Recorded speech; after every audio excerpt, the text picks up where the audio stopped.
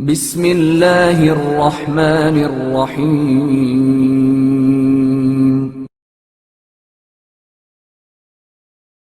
امام حسن مجتبی علیہ السلام کی بردباری۔ ایک دن امام حسن علیہ السلام گھوڑے پر سوار ہو کر جا رہے تھے کہ ایک شامی کی نظر آپ پر پڑی تو اس نے آپ اور آپ کے والد ماجد پر سب و شتم شروع کر دیا۔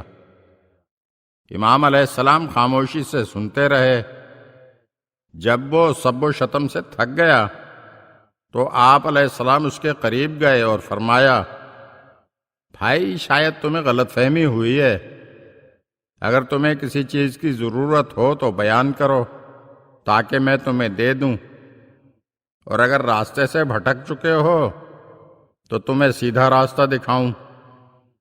اگر تمہیں مال برداری کے لیے جانور کی ضرورت ہے تو تم میرا جانور لے سکتے ہو، اگر بھوکے ہو تو تمہیں کھانا کھلاؤں، اگر تمہیں لباس کی ضرورت ہو تو تمہیں لباس دوں، اگر غریب ہو تو تمہیں دولت مند بنا دوں، اور اگر مفرور ہو تو تمہیں پناہ دوں۔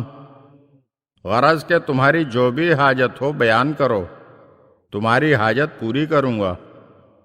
تمہارے لیے میرا مشورہ یہی ہے کہ تم نووارد ہو، ہمارے مہمان خانے پر آ جاؤ، ہمارے پاس وسیع مہمان خانہ ہے۔